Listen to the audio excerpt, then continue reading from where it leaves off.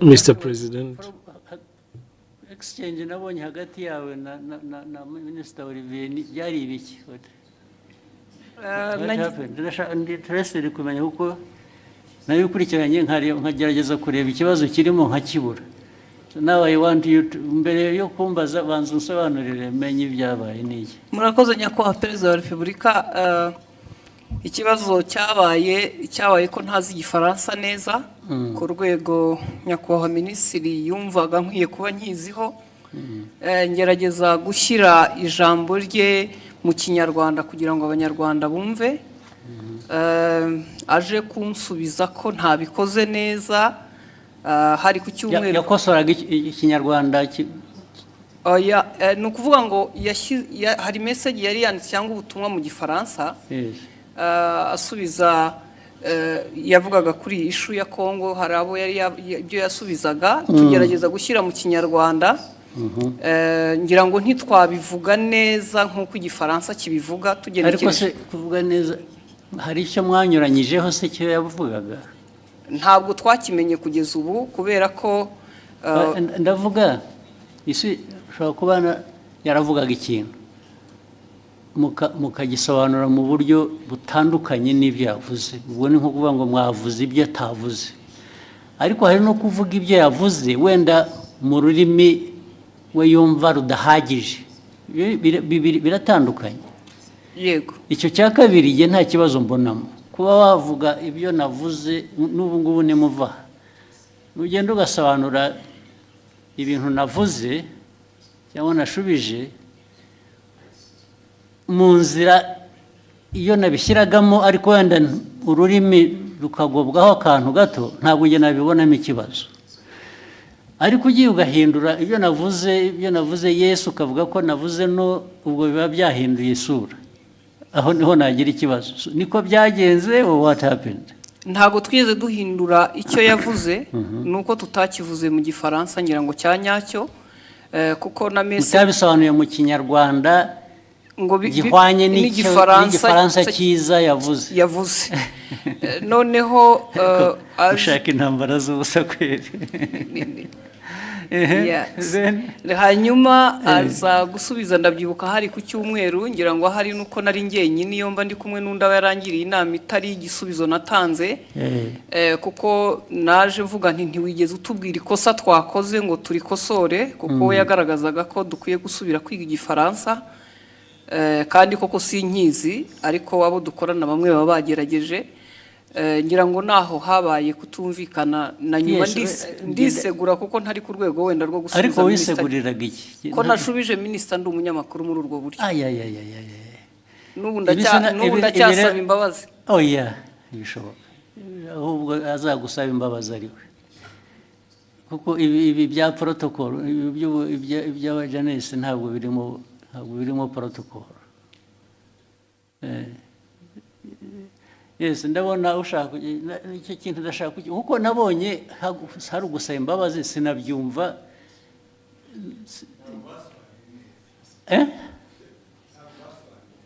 Ya kudasobanura neza, ariko nabyo bifite ikintu bivuze bibiri. Neza ni ukuvuga ko ibyavugwaga mu Gifaransa si byo byavugwaga mu Kinyarwanda. Biratandukanye. Si ukuvuga ko Ikinyarwanda cyari kibi. Oya, ntabwo cyasobanuraga icyo Igifaransa cyavugaga. Byanyuranye bite? It was not opposite. Sinibuka neza ariko icyo gihe twarabibonye twese tuti niba mutazi Igifaransa nta mpamvu yo gukomeza kuvuga mu Kinyarwanda mwihimbira. Ariko ubwo namwe mwagiye mu rurimi gusa ntimwareba content. Nge ndashaka kumbwira content. Nyakubahwa unyemereye buretse content nuko cyanyuranyijeho ni iki yavuze iki ku buryo kinyuranyije n'icyo undi yari yavuze. Aho izo mvi zanjye zintaye mu gihe kuko no ariko icyo nibuka icyo gihe kuko twese twabibonye icyo Minisitiri nta makosa yakoze, avuga ati hari ibyo gihe navuze mwebwe musobanura mubwira Abanyarwanda ibitari byo. Yes, ariko ntabwo wavuga utyo gusa utavuga ibyo ari byo nawe. Muri aka kanya mu mbabarire nizo urabivuga n'imbaraga ukagira ngo kuko hari substance hari na form, hari content na form. Content ya misrepresentinze ni iyi, ariko the form bijyanye na language bishobora kuba bitari uko bikwiye kuba bimeze cyangwa uko byumva, ariko did it change the content? Yes. Uravuga yes, nakubaza ntabwo bizi. Nibyo nibuka, ariko na minister nawe arahari. Of course, n'ubundi iyo mbwira nkabaza minister na mbere hose. Yes, minister tubwire. Very important kuri jye, nabonye abantu bahereka. Reko nta protocol iri mu bibi bintu. Nabonye hari wasubiza ngo abwiye minister nabi, minister nabi ko tubaze. Murakoze Your Excellency, ntabwo byari ikibazo cya protocol, ntabwo byari n'ikibazo cyo gusubiza minister nabi, nge nta kibazo nari mbifiteho. Ikibazo ni content. Nari navuze bijyanye n'inama yabereye i Nairobi ya Africa Forward Summit twari twagiyemo. Tujya ku substance nyine quickly, kuko guverinoma ya Kongo yari yavuze yuko ngo mu nama ngo bavuze ko u Rwanda rwabateye bakabibwira bari mu nama, kandi iyo nama ntabwo perezida wa Kongo yari ayirimo, yaje irangiye bazanye umukandida wabo muri francophonie. So abanyekongo ibyo bavuze nibyo bitari byo. Hanyuma ndabivuga muri tweet mu Gifaransa mbabwira ko ibyo bintu mwavuze ko abanyekongo ibyo bavuze atari byo. Hanyuma rero mu kiganiro na Scovia barimo bagerageza gusemura, barabiquestioninga byose. Bande ibyo navuze barabiquestioninga yuko muri ikiganiro Scovia n'abandi banyamakuru basangiye stage muri Mama w'u Rwagasabo. Hanyuma baranavuga yuko bavuga yuko ibyo navuze ahubwo bagiye kubibaza umuhanzi witwa Sherry Silver wari watumiwe ngo aze muri party yagombaga kuba after the meeting ya Africa Forward Summit. Ku buryo navuze yuko bitanakwiye yuko ariko ibyo bavuze bitajyanye n'ibyo bavuze ni ibiki? Nibyo ngibyo byuko Kongo yanenze u Rwanda mu nama, kandi Kongo perezida wayo ataranahari. Ibyo nibyo navuze, bo baranabiquestioninga. Barabiquestioninze cyangwa babiripotinze ku buryo butari bwo? Babiquestioninze ibyo navuze. Bavuga ko ahubwo baza no kubaza umuhanzi. Babiquestioninze bavuga ko ibyo wavuze bitari byo, nicyo cyangwa ko bitari byo, ko bitumvikana, ko ahubwo baza kubaza uwo muhanzi ko ari wewe uza kubisobanura. Ikitarumvikanaga ngo nikize. Nibyo nanjye nibaza, kuko ibyo navugaga byari clear, kuko Kongo yavugaga ko ngo batunenze ko mu nama ya Africa Forward Summit, kandi Kongo itari nahari. Baraje ariko ibyo ni Kongo yabivuze. Ibyo ni Kongo yabivuze, ngewe ndabinenga muri tweet mu Gifaransa. Hanyuma ahubwo bo barananenga bavuga ko bidasobanutse ibyo ndimo mvuga. Bitasobanutse meaning what? Ko ibyo mvuga nenga Kongo ko bitari clear, kandi ari nge wari uhari muri iyo nama. Ibyo navuze byari bisobanutse, kandi ari ikintu kimisinga aho ngaho ntumva neza. Bakwandika bavuga ngo ibyo bavuze si byo, bavuze ibyo bo kuri bo bakuvugiye ibyo wavuze se bitari byo. Oya, barabiquestioningaga yuko ibyo mvuga bitumvikana. Best ku bintu ntanumva, kubera ko it was clear ibyo navugaga byuko Kongo ntabwo yari mu nama, nishobora kuvuga. Babiquestioninze bavuga se ngo Olivier arabeshya, ntabwo biri ari byo yavuze, cyangwa yavuze bashatse kuvuga ibyo wavuze ariko babivuga mu buryo butari bwo, batanga indi content or bavuga ko ibyo mvuga bitumvikana. Ko ngiye ibyo mvuga nka Minister wa Foreign Affairs wari muri iyo nama, ko ibyo mvuga bitumvikana, ko ahubwo bagiye kubaza umuhanzi utari no muri iyo nama. Umuhanzi se bamubarizaga iki? Kubera ko yari yatumiwe muri party yabaye nyuma y'iyo nama. Hari party yabaye, hari umuhanzi wari watumiwe ngo bafashe gutegura iyo party, ngo nibo baza kubaza mu bintu byavugiwe mu nama y'abakuru b'ibihugu narindimo. Aho ngaho niho hari ikibazo. Ariko ikindi kibazo muhitamo kubishyira ku rubuga muterana amagambo.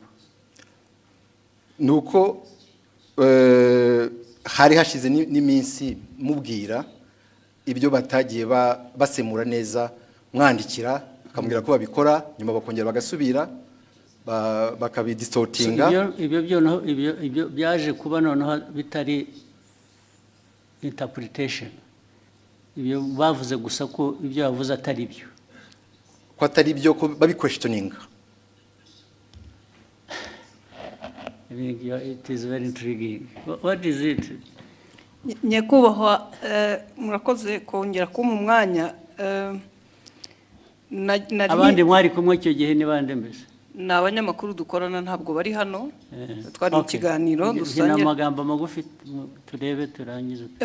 Icyabaye, leta ya Kongo yavugaga ko bari bahari nk'uko nyakubahwa minisitiri yari yabavuguruje, nawe akavuga ko batari bahari. Noneho mu kiganiro, kuko abari talk show atari kuvuga ngo turasoma amakuru kwa kundi twihuta. Ni ikiganiro mwakora? Ni ikiganiro, noneho tubiteramo urwenya, turavuga tuti se ko tutariyo nk'abanyamakuru, Kongo ikavuga ko ihari, u Rwanda minisitiri akavuga ko adahari, turaza kubaza uwo muhanzi twabonye we yaranahara tubwira ngo yarashinzwe protocole kuko yagaragaye yifotoza muri iyo nama na perezida w'Ubufaransa ari nawe. Mwibaza ngo noneho icyabaye niki?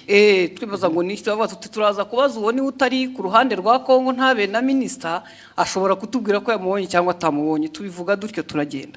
Nyakubahwa Perezida wa Repubulika ngira ngo ikibazo cyaje kuba ubwo nyakubahwa minisitiri yazaga kuri Twitter akoresha imvugo igira iti Madame Scovia Mutesi, ikiganiro cyanyu kiratera urujijo mu Banyarwanda.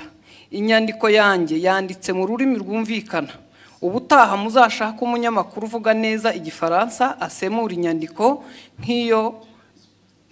nk'iyi uko bikwiye mbere y'uko muyiganiraho. Nibiba ngombwa muzabaze. Ariko urumva mwese mugira ngo mufite muzambaze, sorry. Uretse mufite ikibazo. Olivier ko avuga, ko minisitiri avuga, ni nkaho bavuze ngo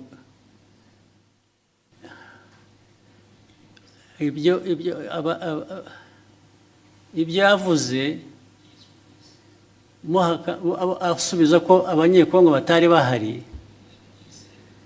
Mwavuze ko ni nkaho muvuga ngo abanyekongo bo baravuga ngo bari bahari, wowe uravuga ngo ntibari bahari.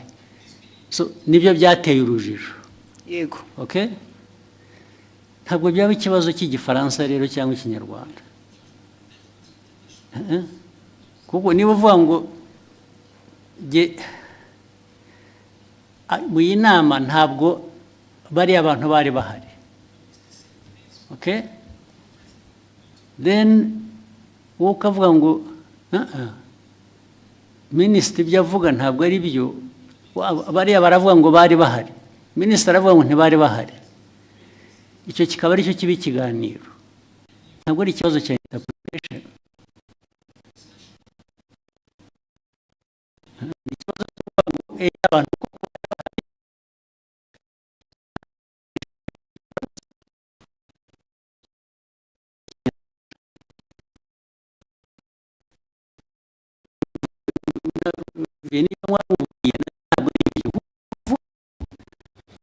bavuze nk'aho bahakana ko ibyo bavuze atari byo, kubera ko wavuze ko batari bahari abanyekongo kandi wenda ntibari bahari.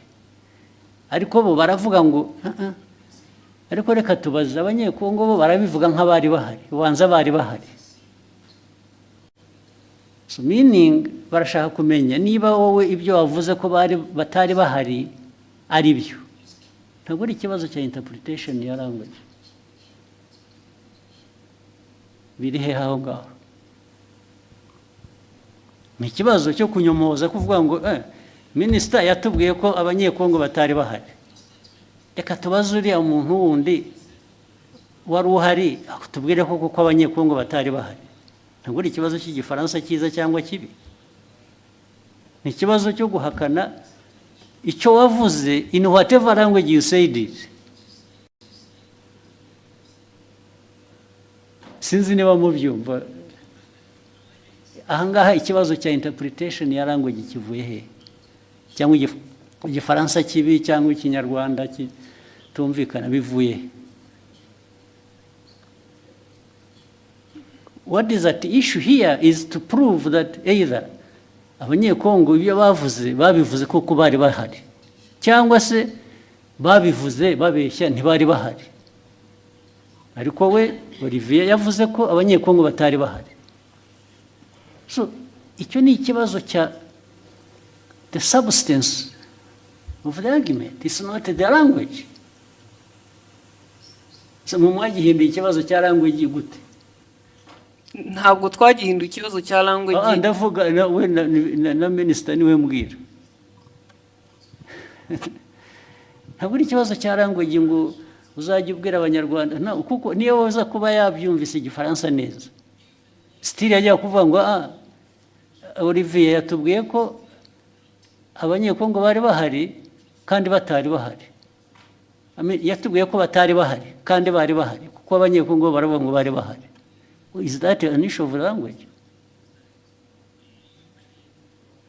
Ibyo mukabiteranaho amagambo mu media gute? Yes.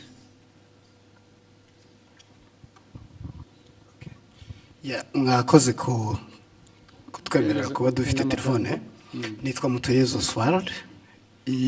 Byose narabikurikiye ndetse nanjye nagize comment kiraho minister aranyandikira kuko navuze ngo bakwiye kuba babiganiriye mu gikari bitari ku Karubanda. Minister arambwira ati byari maze kuba byinshi. Nge uko nabikurikiye nkanabisesengura impamvu minister yazanye mu kibazo cy'igifaransa ni impaka n'indende ntago ari kiriya gice cyonyine. Hari ukundi babisemuraga ukumva harimo makosa. Ntekereza ko rero mubabaje njye mbona hari ababirigi nibo babazwa nuko nta nubwo bababajwe rero na content nukuri abantu bababajwe na language. Yego. Mu buryo basemuraga birashoboka ko ni isesengura ryanjye. Minister atekereza ati ubwo niyo conclusion bakoze ishingiye kuko baba batari kumva neza ubutumwa. Mpagurutse ngira ngo nkemure iki kibazo n'umuntu yandikiye arambwira ati ndabizi ko wabikurikiye saba ijambo ukemura ikibazo. Noneho iyindi interpretation kari akantu ka Sheryl Silver Mutesikove yagakubisemo nk'uwiterera urwenya ntabwo byari ibintu biremereye. Ariko minister aravuga ati mama Rwagasabo yarakurikirwa cyane aba bakurikira bakeneye amakuru atomoye azirurujije. Ariko amakuru yarari aho ngaho nayahe ko nta kira kibazo cyari gikomeye ko President wa Republika kumva abanyekongo bavuga ko president yarahari kandi yaraje byarangiye ndavuga Tshisekedi. So noneho we minister yari itonza ashishimura message azingo arabwira abanyekongo noneho babazwa no kubona n'abantu baje bagasa nk'abayigabanyiriza ubukana ariko ni ibintu bashoboraga gukemurira mu gikari. So ni ibyo rekana yo gutinda bavuga kubikemura nge ntabwo ndabona ikibazo cyari cyubanza ariko mwarabuza akazi muri nkora gusa ariko n'aba ministers wajya muri yo argument harimo iki ko ntaracyumva n'ubu. Albert wahoze kuvuga cyane muzirukomeye we substance aho ngaho yabaye yihige ko nayumva yazanye intambara mu bantu bakayiki batuwazi. Nashatse nantuza ndanayibonye wa mugani byatangiye ari uko abanyekongo ubwabo batangaje inkuru itari cyo kwa kundi ibyo okay. So noneho minister arabasubiza babwira ati ibyo mwavuze sibyo nta nubwo president yarahari cyangwa hageze. Exactly. Hanyuma muri interpretation noneho doko yavuze ati iki kiganiro cyanyu kiratera urujijo mu Yamahanga. Urujijo rwatewe n'uruhe mbese bari urujijo mu Banyarwanda. Inyandiko yanjye yanditse mu rurimi rwumvikana ubutaha muzashake umunyamakuru uvuga neza igifaransa. So ni interpretation y'igifaransa yari yanditse bo batangiye ku ariko minister we iyajya kuri content agasobanura icyo bakosheje bikava mu rurimi kuko issue ntabwo ari ururimi hano. Issue ni content yuko bamwe muri abo bantu badisikasingaga ari side ya minisita, ari abanyekongo, ari aba baganiraga, hariho uwa misiri presentinze facts. Exactly. Ntabwo ari ikibazo cya language ariko. No, no, ikibazo kirimo kuko we icyo yashubije kuko niyo mpamvu minisita avuga ati mukwiye gushaka abantu bazi basesemura igifaransa neza mu kinyarwanda. So uko basesemuraga ntuza icyo gifaransa mu kinyarwanda babwira the public audience. Ubwo icyo yakemuraga ni minisita nuko cyagomba gukemura ni ikintu kimwe gusa. Perezida yari ari aho ngaho cyangwa ntiyari ahari? ntabwo yari ahari. Ibindi byo ururimi wabivugamo rwose, it doesn't matter. Ikimataringa ni fact yuko either abantu mu rurimi bavuga urwo rwose rwaba ari ruzima rutari ruzima, baravuga ko perezida yari ahari kandi atari ahari. niho substance iri gusa. Sure. Ariko ibyo ngibyo uvuga ni nkaho argument iri ku language, it's not on the substance. No, the argument is nk'itangazamakuru to in fact kubwira abantu ibitari byo, kandi nawe impamvu bibaye ni ukutumvise neza icyo gifaransa.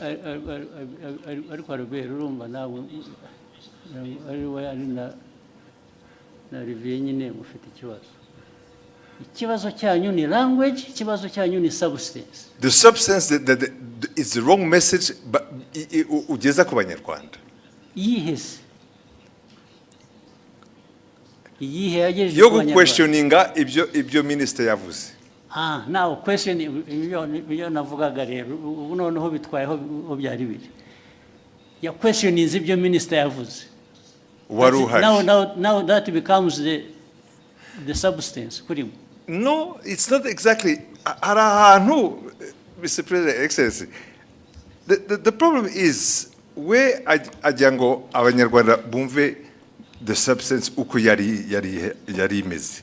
Hanyuma mu itangazamakuru mbere ko utangaza muri audience ukwiye kumenya ko ibyo ugiye kubabwira ari byo. So wasobanukiye nabi ukabwira the audience the wrong message. Yababwiye. In fact, they were questioning even ibya minister. Why not? Okay. Why can't the minister's statement be questioned? No, okay, why not? Fine, let's take it. You question the minister. Fine. So, nibyo byabaye. You should be asking what I'm asking. Now yuko a journalist agomba guconforminga kubyo minister yavuze, it's not right. Okay, in fact, tuvuge nkanjye wabikurikiye icyo gihe kubera ko narinzi inkuru uko yari iteye. For me also I was saying kabisa mugenzi wanjye mu itangazamakuru ari haratangaza inkuru itariyo. That is my personal. Ariko yatangaje iki? Ko ya questionings, gutangaza no questioninga no kubaza uvuga ko ushaka kumenya ukuri. It's not ntabwo ari gutangaza. In fact ni nkaho yemezaga ko wenda ibyo abanyekongo bavugaga byari byo. Ariko kandi yashoboraga kubikura. Albert make. Haraho ya byanditse muri iyo language, haraho ya questionings. Byaba mu cyongereza mu gifaransa cyangwa mu kinyarwanda. Je uko ni minister avuze ibintu wari uhari nk'umunyamakuru nagendera kuri ibyo ngibyo. Kuki umunyamakuru wari wese abishatse atavuga ati ngiye ko biri ariko byabaye kubera ko undi yavuze ko atari byabaye, yaba ari umunyekongo cyangwa undi. So ishu ni yihe none? Ubwo we Olivier wumvaga ikibazo ari iki? Mwagiye mu mpaka ziki ko noneho bigenda biba even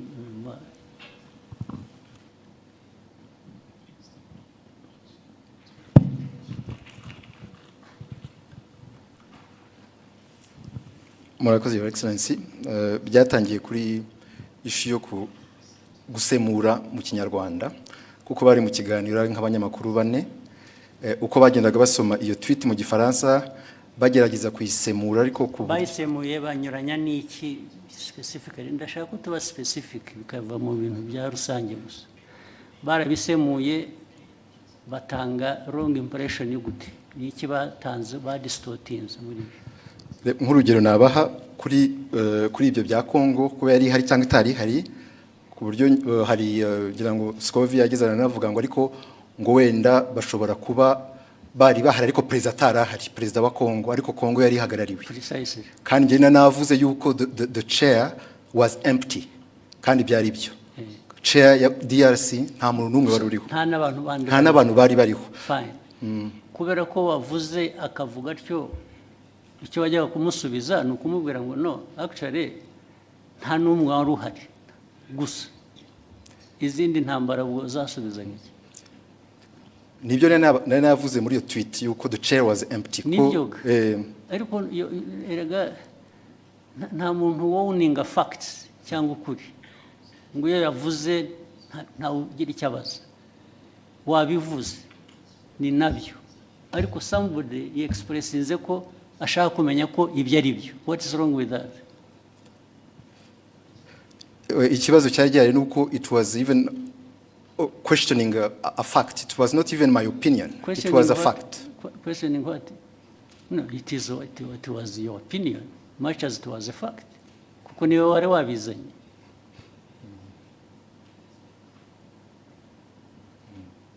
Your opinion can be a fact, much as it may not be a fact.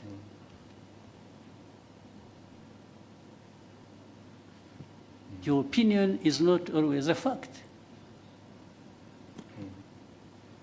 Nobody, this is why I'm telling you, nobody owns a fact. And that's why journalists, as we know it, nubwo mujya mutunenga ahubwo twebwe ntabwo numva ko iyo umuntu yavuze ikintu kubera ko ari minister byanavuzwe ko ari minister, so nobody says anything kubera ko byavuzwe na minister. How? So your exchange is flawed. It's not right. You didn't even, if you really wanted to act even as a minister, you wouldn't have had this exchange like the way you did. Niba ari ukugiye kujya udiringa n'aba journalists, then there is a problem. So byabanje kuba ko ari interpretation ya French n'ikinyarwanda kuko ni nabyo wanditse ni nkaho babubwiraga ko bakwiye kuba bazi igifaransa kizima kitari icyo so byavuye no kuri substance byagiye muri ibyo ngibyo birimo iki nka minister cyo bibonamo ni iki none. It was just to ensure yuko abanyarwanda bahabwa the right information kubyerekeye ibyabaye gusa. The right information iva mu bibazo bibazwa. If they are asking you and you can substantiate what you are saying, abanyarwanda they are benefiting.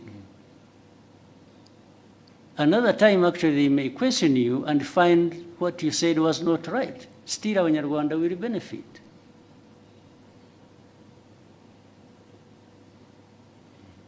Because Olivier does not have a monopoly of facts. Do you? No, I don't, sir. Hey, so.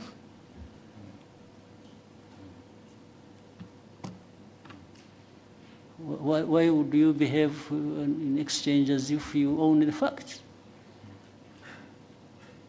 Na Albert wagusapotingaga bimura namubaza ko bati nabyibagiwe ati ntabwo numva mbizi ubwo se what is the argument?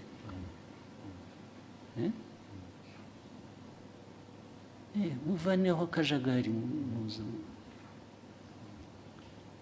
So you ask what you actually what concerned me why I raised it.